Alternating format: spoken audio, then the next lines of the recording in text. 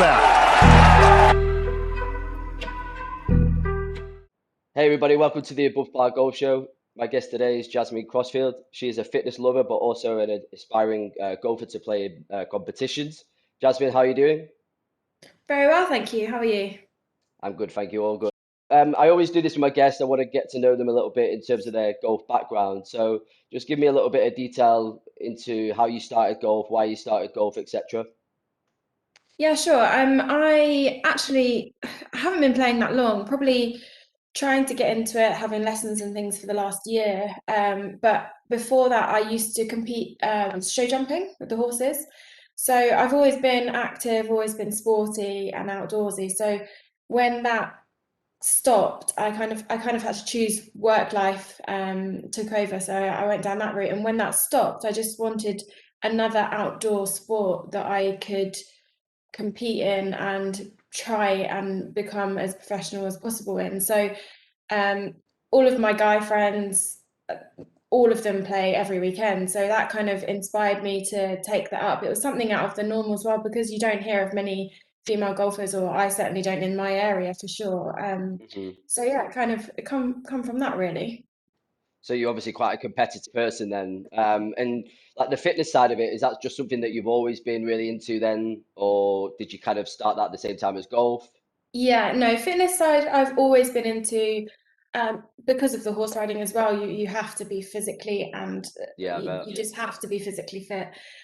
So yeah, I've always done that. Again, it kind of become more serious when I stopped the horses, to keep me active, to keep me occupied, and then the golf was something I took up after that. So it kind of runs alongside each other, and it definitely helps. So are you like a PT then for your work, or is this all just kind of your hobby in terms of the working out, the golf, etc.? Yeah, exactly. It's just a hobby. I've thought about the PT route, but it's just I have too many things going on, and I just don't. It wouldn't fit in my life. So it's just, as much as I would probably love to do it and enjoy it. I it's not something a route I'm gonna go Good down. work. Just Yeah, yeah, it's it's just something just I was going to ask because people like yourself that are really keen into the fitness. You're probably in the gym most days, aren't you? So how do you kind of balance that with the golf practice? How much time are you spending kind of in the gym, and then how much time are you spending practicing golf? do you know, it's really hard because with the fitness side, I don't really do. I work a lot of weights, so I don't do much cardio. And with the weight side, you're aching like the next day, the next Yeah, I couple of bet. days. So I have to work it around when I'm playing golf and when I'm having lessons and things like that. Because if I go and do an upper body session, there is absolutely no chance I am playing Yeah, golf the next couple of days. So, or if I do, it's not going to go well because you're just aching like mad. So yeah. yeah, it's you have to work it, you have to plan it right and work it around each other. But yeah, I mean, I probably go, I'd say 4 or 5 times a week to the gym, and The then gym. just fit golfing. I'm a bit of a fair weather golfer, so at the moment it's been raining a lot, so it's been a lot easier. But yeah, I kind of work it around that. So how many times do you roughly play golf then, do you reckon? A week, say? Um, I try and get out on course once a week, and then obviously go to the driving range and practice. If I'm not going to the course, I'll definitely go to the driving range as much as possible. So yeah, a few times a week. It really depends on work as well, because sometimes I just don't have the time. That's the Sure. problem. Work, full-time job gets in the way a lot. Have to get yourself a job at the driving range or something, and then you can practice as much as you want. But yeah, Exactly. it is difficult. And how's your game come along then? You said you've been playing, did you say about a year or a little bit more than a year? Yeah, probably just over a year. I took it up more seriously. So, I mean, I'd always go to the range with friends just for something to do, but it was never kind of, this is what I want to do. And then when I started, I had a few lessons and really enjoyed it. And I don't like not being good at something.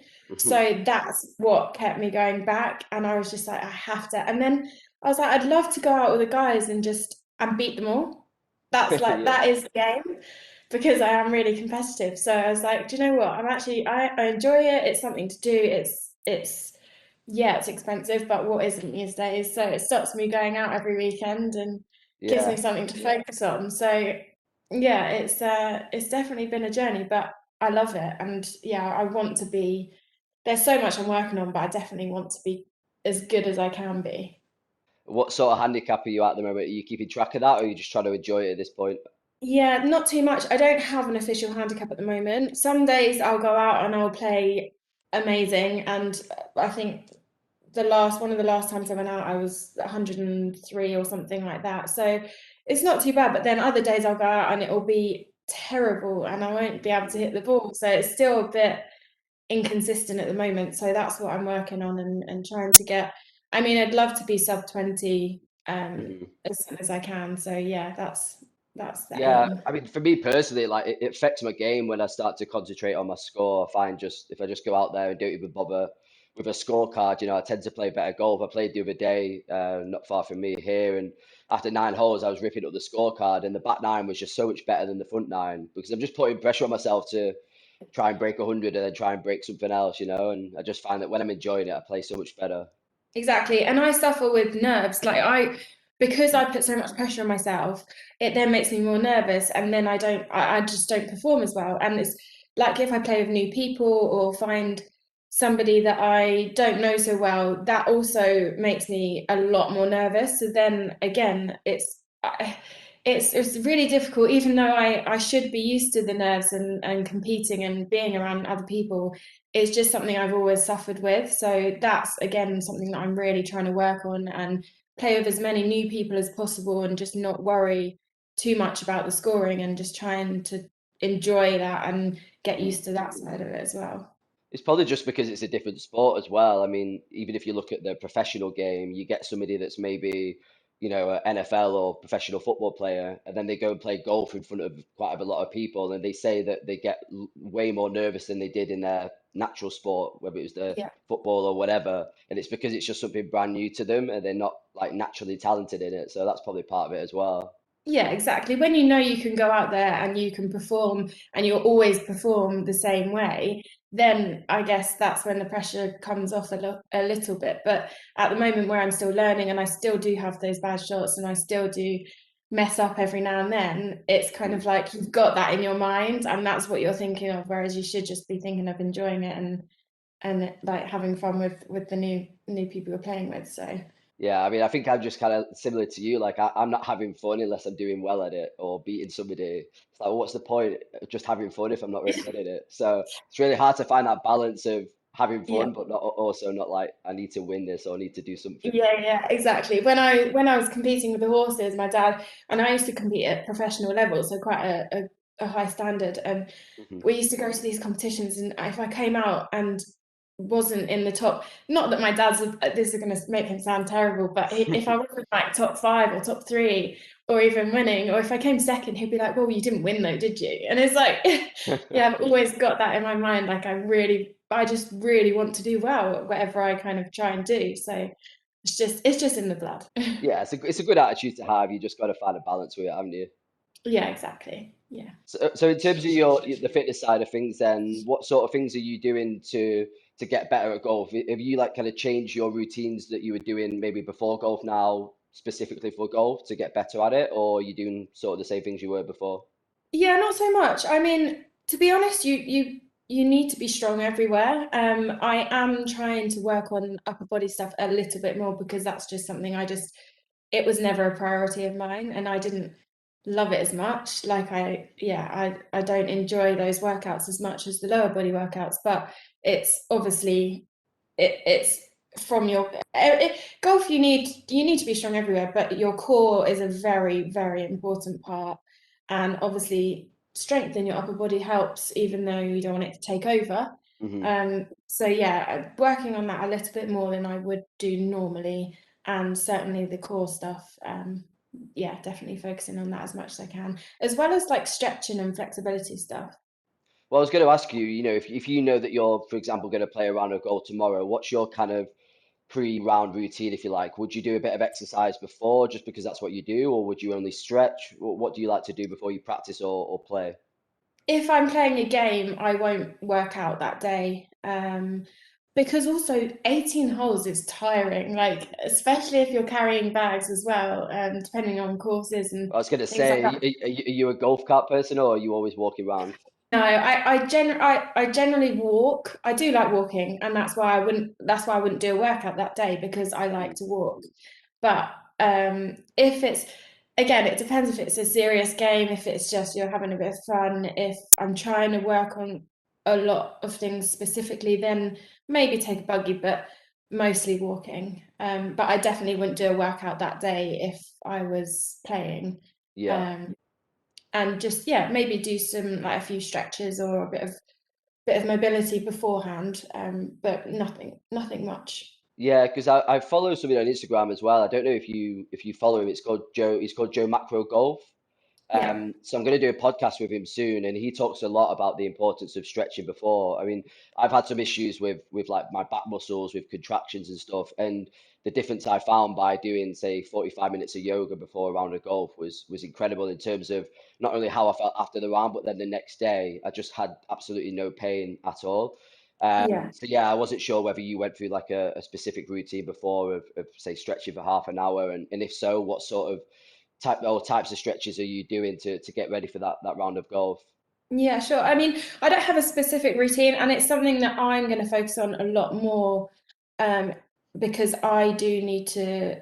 I am guilty for not stretching as much as I should do. Even when I do workouts and things, I don't Hmm. have enough time. I'm always working against the clock. So, like today, Yeah. for example, I should be playing after work, but I don't have time to do half an hour stretching before I go, because I'm literally dropping work and going straight to the course. So Hmm. it's something I'm definitely going to prioritize and work on more. Even if it's 10-15 minutes, it will make a difference. So if I can get like a little routine together that is only 10 minutes, that I can and will make sure I do every time, that's definitely something I'm going to put together and try and stick to.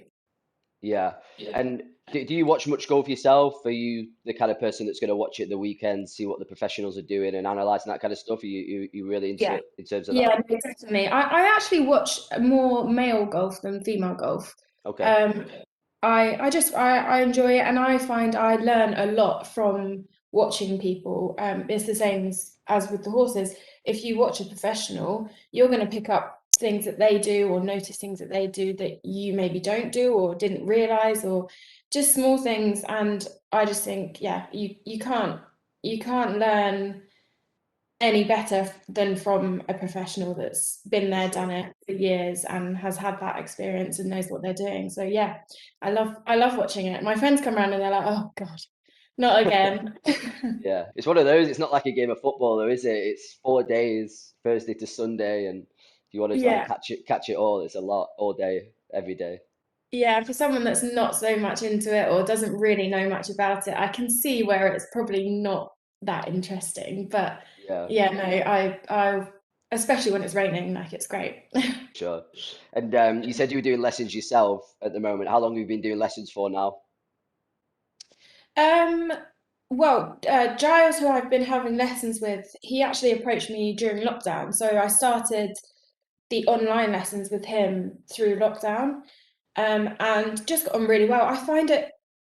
I kind of know, like I've had a few lessons with other people, but I know straight away whether I'm gonna get on with them or not. So it's kind Hmm. of, I'll have one, and that'll be all I need to know whether I want to go back or not. So when the online lesson started, I just really got on well with him, and he actually works down the road from me, so it's at a local driving range, which is ideal. So picked up some one-to-one lessons, and they've just been going really well. And he explains things that I understand. It's simple, it's to the point, and it's just, that's what I like. I don't like someone that goes into things so much that you just get confused. Yeah. um and yeah, everything I do, or every drill he gives me, I can see the benefit from it, and I can see where it's helping me. So yeah, I've had probably half a dozen lessons now, and it's, yeah, really going really well. So definitely going to carry on with that. Yeah, I think it's something that the experts talk about a lot in terms of just keeping it simple. At the end of the day, you're just trying to hit a ball, aren't you? And sometimes it's just overcomplicated. I mean, I feel the same Exactly. way though, so I can relate because my first ever teacher was the same way, just explained everything simple. And after one lesson, I was just like, that's it. I don't need to even try and do another lesson with anybody else.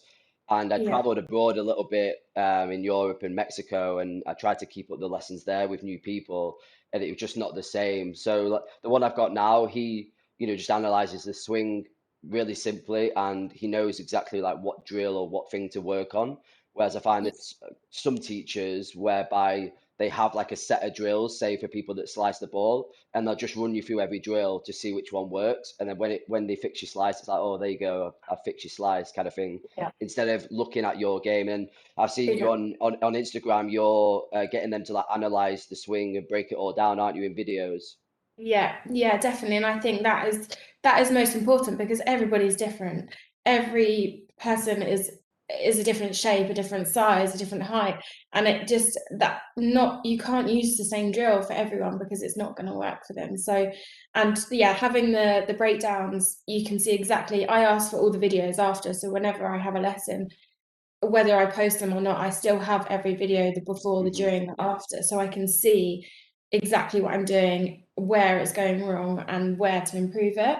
And I think to go back and then it's just like a check-in point every time because Hmm. 6 weeks down the line, you're probably going to be working on something else. So you're going to have forgotten what you've done or previous like instructions or helps or tips or whatever. So Hmm. yeah, to be able to go back and check all of that out is I think is so important and just run through the drills like that you did 6 weeks ago and just go over them all so that it's all kind of you keep it all there.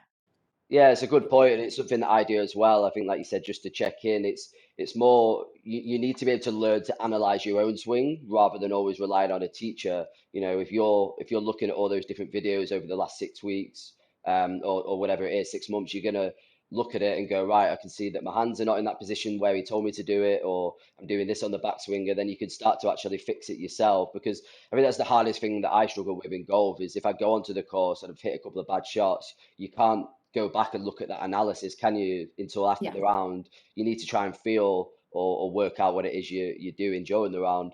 Um, so with your lessons then, what sort of things are you working on or have been working on? Like what parts of your game have you found that you struggle with, or the swing? Yeah, what are you trying to work on at the moment? So I have quite a steep swing and I've really been trying hard to shallow it a bit, but I think it's just I find it really hard. And yeah, I think I have done it a little bit, but it's never going to be as shallow as I want it to be. And I think Hmm. that's just me. Like I can't change something that's not going to change. So now we're kind of working on other things to help with that situation, knowing that that I'm not gonna have the shallow swing that I want. So rotation and also my release. So again, there's quite a few things that I'm working on, but my last lesson was actually weight transfer as well. Hmm. So they're probably the three things: my rotation, my release, and my weight are what I'm focusing on at the moment. So Yeah. And what sort were you having any kind of common issues in your swing when you first started? Were you maybe somebody that was slicing it or hooking it, or how did you get on at the start? it was more, to be honest, it was more that I would always top them, Hmm. um, because of the steep swing. So Yeah, coming down uh, on it. exactly. So yeah, Hmm. that's and if even now, like if I have a bad shot, I probably am going to top the ball. Hmm. And I think that's just now I know that I can work on things to get around that because Yeah. that is the pattern. With my driver, I think setup as well is quite a huge thing for me. On the range, it's not so bad because obviously you're in one place, but on the course, my setup and my aim, I would say, is something else that I need to work on. So I'm actually gonna ask for an on-course lesson and just take my time and like you say, it's hard when you go out on your own. I don't have a tripod. I should probably take a tripod with me so I can film Yeah. myself because like you say, I go out and I'll hit one shot really, really well and the next shot won't be and I'm just not sure. I can't pick or figure out exactly where I'm going wrong. So Hmm. yeah, I think an on-course lesson is probably my next step to run through all of those things and just yeah, see what's happening. Yeah, so when you're at the range then, are you the type of person that is, recording your swing and maybe just hitting 10, 15 shots and looking at every single one, or are you tending to just go and hit 50 balls in the space of like an hour? No, I'll try and have a focus. Yeah, I will never go there without knowing or thinking I'm going to be working on something. I've also actually, I know Giles has done some work with them, but I've also actually just signed up to Me and My Golf online. Hmm. So they have breakdowns of absolutely everything and also give you drills to work on. So I'm definitely going to be using that, and I think I'll find that really helpful because I like having structure. I like doing things in stages and then reviewing and checking in and making sure I'm doing things right. So yeah, go down, hit 10 balls a certain way, have a look at what the pattern is, see where I'm going wrong maybe, or see where I'm going right, and then just kind of repeat it and try and work on things that way.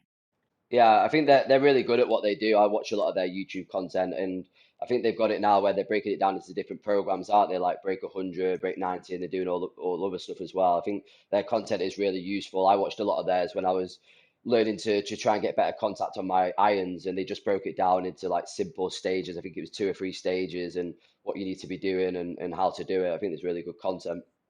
Yeah, exactly, definitely. And yeah, to have a purpose, I think, is really important. And if you go down to the range and just hit 50 balls, you're not learning, you're not trying to improve anything, and you don't know what's happening. You just keep, and it's relentless, and you just keep going and going. So yeah, I think that will be a huge benefit. And also, I struggle finding drills. So the fact that they give you drills, they might not work for you, they might not be what you need, but you can try them and see and figure out kind of whether that is something you can Mm. use for the future or not. But yeah, drills I think is where I struggle, and I think having that will definitely benefit me.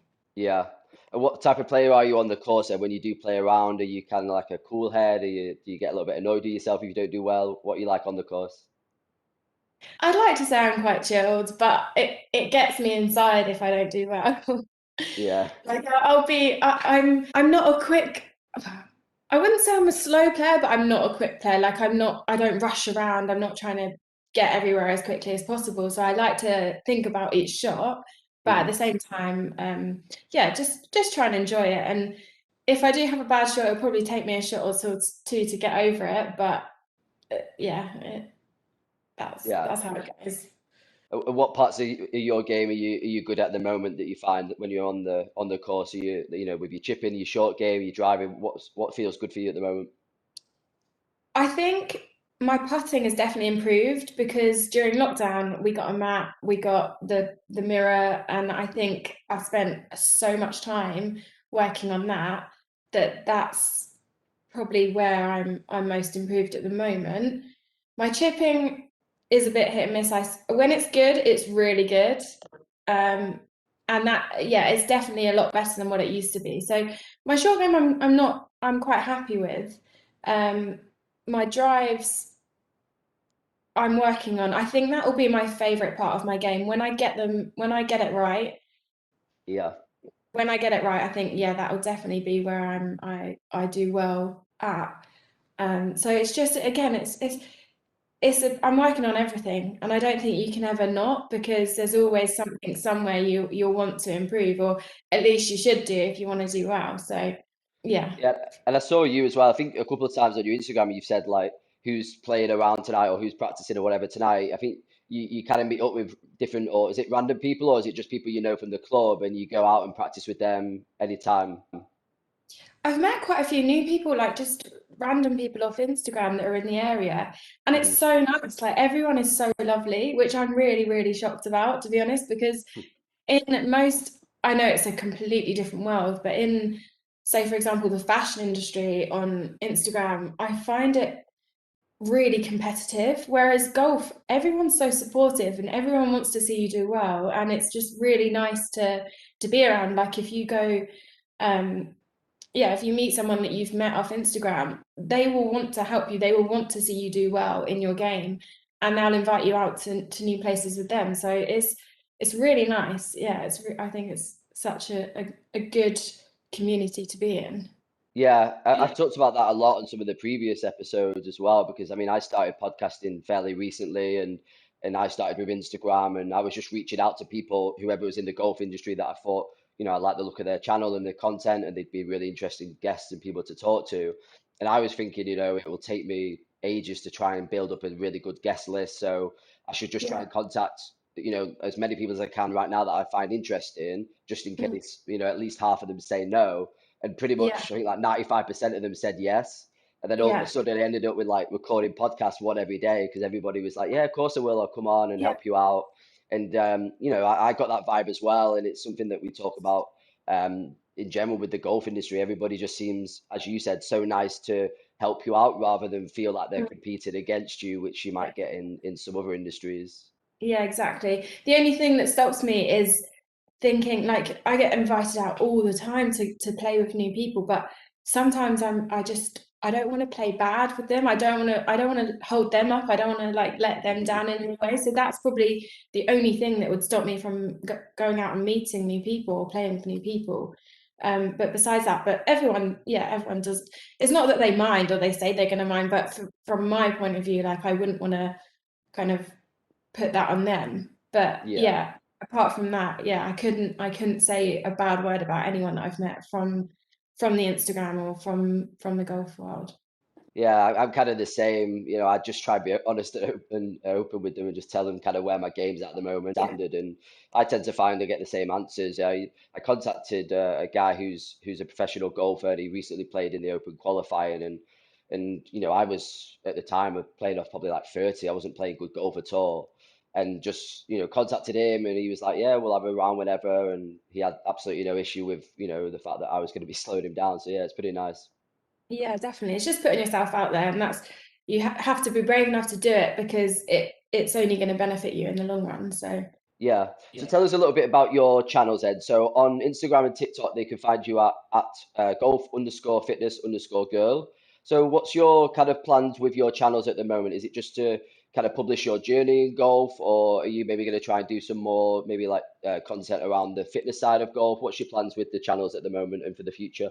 Yeah, definitely. I mean, TikTok's not something I've been focusing on at all, but I think for videos and reels and things, it's definitely a good platform. So whatever I post on Instagram video wise will definitely be on my TikTok. Instagram, I'm definitely going to try and get some more fitness related content. I'm actually in conversation with a few people, a few personal trainers and people that are very well known in the industry to try and link up with them and get some content for that, just to make it a bit more interesting, Hmm. keep it different, and again meet new people that are interested in the same thing as me and want to do the same thing. So that's on my agenda, and then just play as much golf as possible. It's hard because I don't want to bore people with the same content over and over again. Hmm. So to find the right kind of balance in what you post and what people or your followers are going to be interested in is something I think about and I think is quite important. So I don't want to just keep posting a picture of the same of me playing golf kind of thing. So Sure. yeah, I don't make sure I don't post every day religiously kind of thing. Just if I feel like it's interesting or different or you're gonna like it, then yeah, that's when I post. Yeah, it's just trying to find the right niche, isn't it? Because I'm kind of the same situation where I want to cover everything to do with golf, but there's different sub niches that I could cover. I've got obviously the podcast that we're doing now, but then there's also stuff like just posting golf news. There's maybe like course reviews, equipment reviews, and it's just trying to find what my audience or the audience likes best, I guess. And just follow that, or just follow the one that you like to do the most. Like for me, it's the podcast. So I don't know whether it's going to be the most successful in my audience, but I think if you, as long as you stick with it, you can make it successful. Yeah, definitely. And keeping it different, keeping it interesting, and yeah, just doing everyone's different. So from your point of view, podcasts are great because you're never Hmm. going to have the same conversation with two people. So Hmm. yeah, I think yeah, it's definitely and podcasts are definitely taken off a lot more than what they used to be. So Yeah, it's just not. It's should just be good. nice to speak to people like yourself randomly, and it doesn't have to be, I said to you at the start, like a scripted chat. You just have a Yeah. general chat, get to know somebody, and I like to know, their background in golf. I'm not just interviewing players, it's caddies, it's photographers and all sorts, and just get to know their story because everybody's got one. So yeah, it's pretty cool to do. Yeah, no, it's good. And just quickly going on before we finish, then, as I said at the start, you're kind of aspiring to get yourself into more competitions. So, what's your sort of plans with that? Are you planning on maybe getting into some local ones first? How far do you want to go with these competitions? I guess that depends how good I am. But yeah, it's not, I don't have a timescale on it. I just, when I feel like I'm confident enough and I know that I can go out and play almost to the best of my ability, then I would definitely start entering some local competitions and just see how it goes. Yeah, I think it's just as soon as my game feels like, or I feel like my game is good enough, Mhm. then I'll be entering some. Probably just local first, but yeah, I'd love to become. I'd love to do something that people know of, kind of I think thing. it's So just being more competitive. I think you're looking for, aren't you?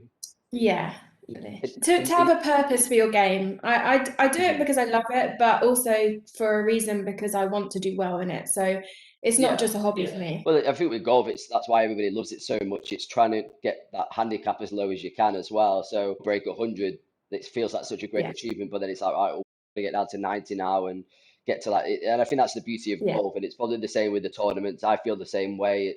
I do love just walking around and playing golf in general, but it would be nice to feel like I'm trying to beat somebody or be competitive. Yeah, and I think the nice thing is that you're doing it for yourself. As much as you're doing it you're playing in a competition and against other people, you're still improving for yourself and your own reasons, and that's because you want to do it for yourself. So I think that's the nice part about it is it's not because it's against anybody else. You're always trying to make yourself better. Yeah, and you mentioned a little bit earlier about you were a bit surprised about how many like female golfers there are playing in the local area. So, are there many tournaments available for you to play in? Have you checked that kind of stuff out yet, or have you not really looked into it?